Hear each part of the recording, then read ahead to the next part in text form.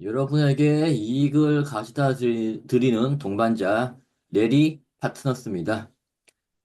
오늘 첫 번째 이슈는 지난주에 이어서 콜마 B&H입니다. 콜마 B&H는 오빠가 콜마 홀딩스의 회장이고 정식 명칭은 부회장입니다만 최대 주주입니다. 부회장이고 여동생이 콜마 B&H의 사장으로 있는데, 콜마 B&H의 최대 주주는 콜마 홀딩스이고, 그 콜마 홀딩스에서 콜마 B&H를 상대로 임시 주주총회 소집 허가를 해달라고 소송을 걸었습니다. 일반적인 상황에서는 이해가 안 되는 거고요. 한 집안에서 동생을 상대로 소송을 걸었다라는 거고요.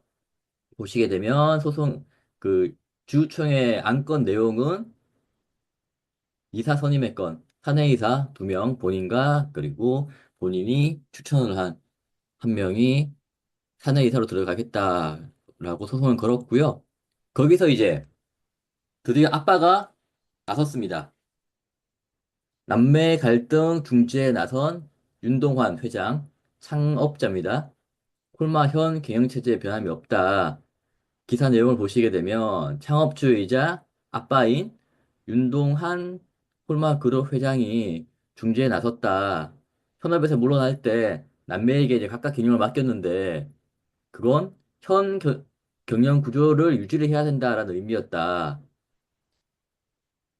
근데 윤상현 부회장 아들이죠. 아들이 지금 이걸 엎었다라는 거고요. 아빠 말은 화장품과 제약은 오빠가 하고 건기식은 동생이 하는 걸로 합의를 봤다라는 건데 그게 잘 안 되고 있는 거죠. 그리고 다음 보시면 기존에 합의된 경영 승계 구조에 이견을 말한 거기 때문에 올바르지 않다라고 얘기하고 있고 콜마 홀딩스 오빠 쪽에서는 뭔 소리냐 상장 회사의 경영 판단은 기업 가치와 주주의 이익을 기준으로 이루어져야 된다. 라고 이야기를 합니다. 이랬더니 우선 콜마 B&H는 이제 콜마 홀딩스의 공격에 대해서 발등에 불이 떨어졌죠. 우선 요 화면은요. 2024년 9월 3분기 보고서가 나온 시점부터 2025년 3월 사업 보고서 나온 시점까지 공시 내용인데 쭉 보시게 되면 실적에 관한 건 하나도 없습니다. 그 전에도 마찬가지였고요. 이 말은 뭐냐면 콜마 B&H는 항상 분기 보고서로 실적을 발표해 왔다라는 건데요. 이번에 이상한 일이 하나 벌어집니다. 5월 15일 분기 보고서를 제출을 하면서 4월달 매출액 영업이익을 공정 공시를 하게 됩니다. 분기 실적도 공시를 안 하는 회사가 월 실적을 공시를 하게 되죠. 보시게 되면 오른쪽 밑에 보시게 되면 2025년 1분기 매출액인데 1분기 매출액이 980억, 영업이익이 36억인데 4월 달에 440억 매출을 하고 영업이익이 35억이다. 이만큼 개선되고 있다. 라고 이야기를 하고 있습니다. 이렇게 나온 이유는 뭐냐면 오빠가 계속 실적이 안 좋기 때문에 경영상 책임을 지고 대표사를 바꿔야 된다라고 주장을 하고 있기 때문이라고 저는 생각을 하고요. 근데 여기에 맞춰가지고 희한하게 콜마 B&H 실적이 안 좋다는 그런 기사들이 계속 나오고 있습니다. 보시게 되면 윤 회장이 콜마 B&H 이사회 재편을 하는 거는 실적이 추락하고 있어서 그렇다. 신사업 추진하는 과정에서 경영상 뭔가 문제가 많다. 전문 CEO가 필요하다. 라고 이야기를 하고 있고 콜마 B&H는 오빠가 영역을 침범하려고 한다. 사모펀드의 우호 지분을 확보를 해서 같이 대응하는 걸 고려를 했는데 콜마 비에 콜마 홀딩스하고 콜마 B&H 부회장 그 윤여원 씨는 이제 대표이사죠. 대표의 지분 차이가 워낙 커서 이게 쉽지가 않았다, 불가능했다라는 이야기고 보시게 되면 콜마 B&H 지분이 45%인데 윤 대표 지분 7%니까 이건 뭐 택 도는 거고요. 아빠 지분까지 있어도 뭐 말도 안 되는 거고 대신 아버지는 화를 내고 있다라는 게 지금 콜마 내부적으로 돌아가고 있는 상황이 아닌가 싶습니다. 예, 이 콜마 BNH가 예상했던 대로 뭐 계속 싸우는 거죠. 근데 야, 우선 뭐 좀 천천히 보겠지만 월별 실적은 이게 뭔가 진짜 전 솔직히 이게 처음 봤어요. 월별 실적. 아니 그래서 이게 오타를 낸 건가, 오타를 낸 건가 해서 이제 별도 실적입니다. 이 별도 실적이기 때문에 찾아봤는데 그렇지도 않더라고요. 네, 별도 실적이고. 그리고 콜마비에 리치에서 이제 일총 소집 허가를 했죠.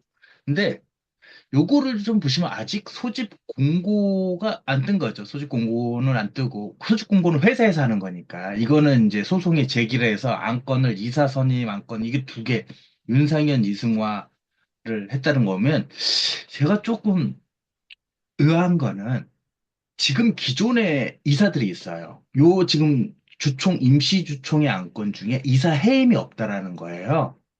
이사 해임이 없어요. 그럼 기존 이사들 뭐 4명이 있든 5명이 있든 5명이 있으면 그 이사들에서 얘 윤상현 이제 오빠죠. 오빠하고 오빠 친구, 오빠 똘만이라고 하죠. 똘만이 하여튼 뭐 오빠의 그 우호 세력, 우호 임원인 2명이 들어가요.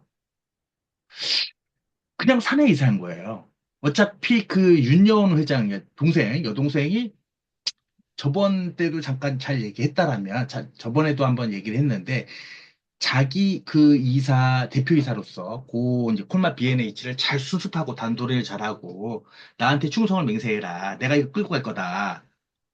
이렇게 되어 있는데, 이렇게 되어 있으면, 이 사람, 이거 오빠하고 오빠 친구가 들어와 봤자, 대표이사는 다수를 차지하는 이사회도 이제 다수결로 하는 거니까, 자기가 계속 해먹을 수 있단 말이에요. 그냥 뭐 감시자만 드러난 거죠. 겐세이 놓는.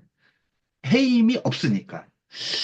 그런데, 그거는 이제 표면적인 거고, 이 윤상현 부회장님께서는, 오빠께서는 왜 둘만 법원에 신청을 했을까? 아, 왜 둘만 했을까요? 이거 아빠의 지금 뭐 연세가 많으시지만 아빠가 격렬하게 경노하심에도 불구하고 무슨 소리냐, 내 건데. 얘 자르고 이제 다시 해야 될 거다.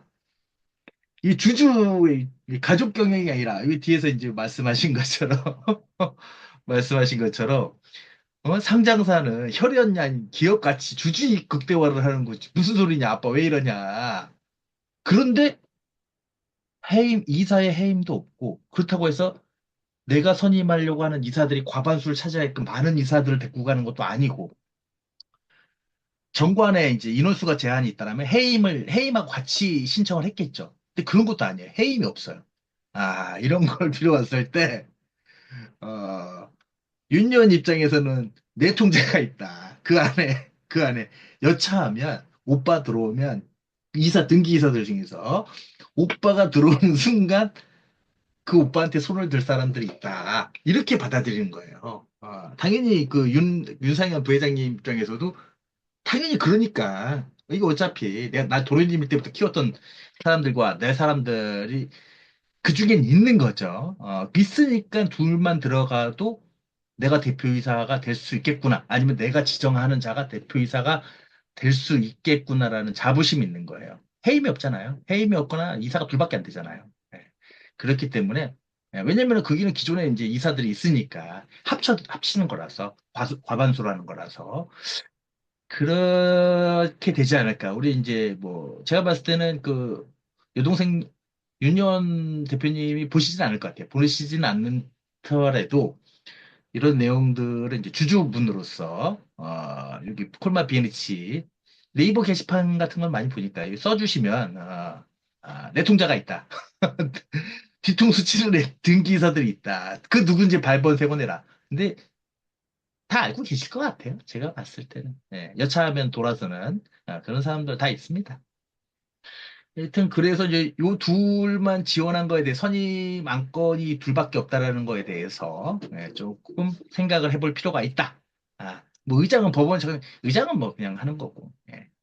그리고 이제 뭐 회장님 입장에서는, 아버님 입장에서는 빡친 거죠. 야, 내가 시켰는데 시키고 내가 회사 그만뒀다고 이것들이 그냥 내 거 가지고 다 나 주식 가져갔더니만, 어?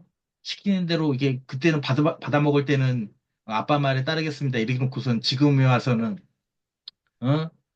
이렇게 하면 되겠냐. 빡치는 게 당연한 거죠. 이 얘기는 아빠하고 얘기 안 하는 상황에서 진행을 하고 있다라는 거예요. 그나마 아버님이 좀 정정하시네요. 연세가 좀 있으실 것 같은데. 한 80은 넘으신 것 같은데, 정정하시네요. 예, 다행입니다. 회장님께서 근데 중재를 나서기는 법원에 벌써 나왔기 때문에, 그리고 주식도 거의 다 넘어가가지고, 이제는 뭐 이빨 빠진 호랑이죠. 예, 그런 부분이라서 이제 끝까지 가는 거예요. 그나마, 그, 오누이로서 또 아버님이 살아계시니까, 그런 걸로 미뤄봤을 때는 이제 뭐 비상장사나 이런 거 몇 개 주고 이제 이게 좀 계열 분리를 하는 수순이 되지 않을까. 이 7%는 정리할 것 같아요. 제가 봤을 때는 요 7%는 뭐 정리가 되지 않을까. 어떤 식으로라도 정리가 돼야 됩니다. 예. 그래서 요 7%, 7.72%죠. 윤 대표 갖고 있는 7.7%는 대부분 홀딩스가 사가죠. 개인은 돈이 없기 때문에 홀딩스가 뭐 비싼 가격에 사가지고 그 돈으로 다시 그 홀딩스가 갖고 있는 다른 회사들 또는 B&H가 갖고 있는 다른 비상장의 알짜 회사들 비상장이면서 이런 거 한 두 개 정도 주면서 이제 마무리가 되지 않을까. 라고 혼자 생각합니다. 라고 혼자 생각하는 거예요. 이거 끝까지 가봤자 뭐 실적이 명분이야. 이게 지금 뭐 언론 플레이를 하는 명분으로 이게 참 너무 월별 실적 공시 제가 봤을 때는 뭐 명분이 뭐 콜마 홀딩스가 명분이 뭐 실적 악화 때문에 명분으로 들어왔으니까 이거를 지금 좋아지고 있다라는 걸 보여주면은 명분이 없어졌으니까 되지 않겠냐? 아, 그렇지 않아요. 그렇지. 명분은 그냥 명분인 거고, 명분은 벌써 섰죠. 명분은 들어서고 언론 플레이는 당연히 돈 있는 자 편에 섰기 때문에 벌써 언론 플레이는 계속 띄우고, 이건 앞으로의 얘기인데, 앞으로 또 그럼 다 5월 달에도 계속 하실 거예요? 6월 달에도 계속 하시고, 물론 이제 이거 그 경영권 문제가 끝나기 전까지는 뭐 하실 수 있겠죠. 근데 그래봤자 결론이 바뀌는 거는 없을 것 같아요. 예. 없을 것 같고, 요거 이제 아마 제가 봤을 때는 신청 취지에 대해서도 이사손님이기 때문에 해임도 없고, 해임을 하려면은 뭐 그만 사유가 있어야 되니까 무슨 안 집어넣은 것 같기도 하고, 인용이 될 것 같아요. 이게 인용이 될 것 같고, 그럼 인용이 되면 이제 그 소송을 해야 되는 거고. 근데 보통 인용 떨어지기 전에, 그냥 회사가 열어주죠. 그래야 이제 취소하니까. 그래야 주주총회의 의장이라도 할 수 있는 거죠. 회사가 자체적으로 억셉을 해서 받아서 그냥 열어주면 법원에서 이제 의장을 파견을 안 보내는 거죠. 그러면 당연히 이제 그 동생분 대표이사, 윤여원 대표이사가 의장을 하면서 이제 좀 하는 거죠. 그나마 좀 나은데 워낙 표 차이가 심해가지고 쉽지 않다. PF 뭐 이런 건 좀 현실성 떨어지는 얘기고 이걸 지금 40% 갖고 있으면 뭐 끝났다고 봐야죠. 그럼 나머지 뭐 60%를 뭐 상장사가 그렇게 될 수가 있습니까? 말이 안 되는 내용이라서 그런 건 좀 상상 속에서나 이뤄지는 그런 내용인 것 같아요. 그래서 하여튼 뭐 얻어먹을 건 없지만 그래도 이제 재밌는 공시로서 이제 계속 치고받고 싸우고 이제 뭘 분리할까? 솔직히 제 관심사는 이제 언니가 이게 그 여동생 분이 뭘 가져갈까?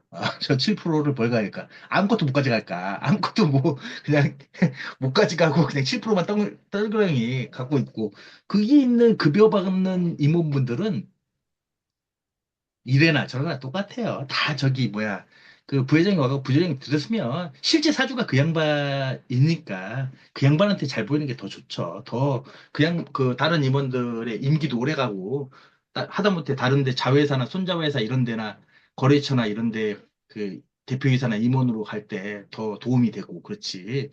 그 지금 내가 대표이사 나한테는 지금 뭐 내가 결제 사인하고 나한테 할 때는 충성을 맹세한다고 하지만 실제로는 안 그럴 것 같아요. 제가 봤을 때도 이 결론은 좀 잘 해결되고 최대한 여기서 윤현 부회장이 할 수 있는 건 극대화를 하는 거죠. 7.7%를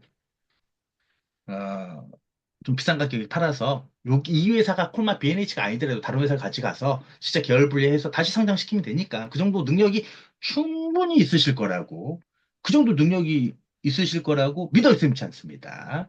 아, 믿어지지 않습니다. 예. 하나 재밌는 포인트가 이제 말씀해 주신 대로 실적 악화를 가지고 언론 플레이를 하니까 우리 실적 괜찮다, 개선했다, 돌아섰다, 턴 어라운드 했다라고 월별 실적까지 나오고. 근데 저게 말씀하신 대로 이게 지속적으로 계속 가능하냐라는 문제가 하나가 있고요.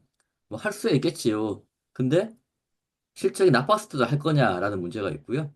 현대차 같은 경우에는 매월 차를 몇 대 팔았는지 나오긴 합니다만 영업이익까지 나오고 그러진 않거든요. 그런 걸 보게 되면 삼성전자도 안 하는 것 같다가 콜마가 하겠다. 좀 어려운 부분인 것 같기도 하고요. 그리고 가끔씩 소액 주주들이 본인들의 지분이 대주주보다 더 많다. 대주주 지분이 40%인데 소액 주주들 지분이 60% 있으니까 그걸 모아가지고 사모펀드에 넘겨서 경영권을 주겠다라는 이야기를 하는데 이거 보시면 말이 안 되는 소리라는 걸 알 수 있습니다. 오너 일가도 상대방이 40% 가지고 있으니까 7% 가지고도 사모펀드하고 힘을 합치는 게 불가능한데 개인들이 1%도 안 가지고 있는 개인들이 수백 명, 수천 명이 모여가지고 뭐 2, 3% 모아서 사모펀드 넘긴다? 말도 안 되는 소리고요. 이런 부분은 그냥 지나가는 말이다라고 생각을 해주시면 될 것 같아요. 앞으로도 마찬가지입니다. 내년에 또 똑같은 게 나올 겁니다. 내년 3월 주총할 때 소액 주주들이 우리 지분을 사모펀드에 넘기면 안 되나 뭐 이런 얘기 나올 건데 세상 물정 모르고 하는 이야기다라고 생각을 하게 됩니다.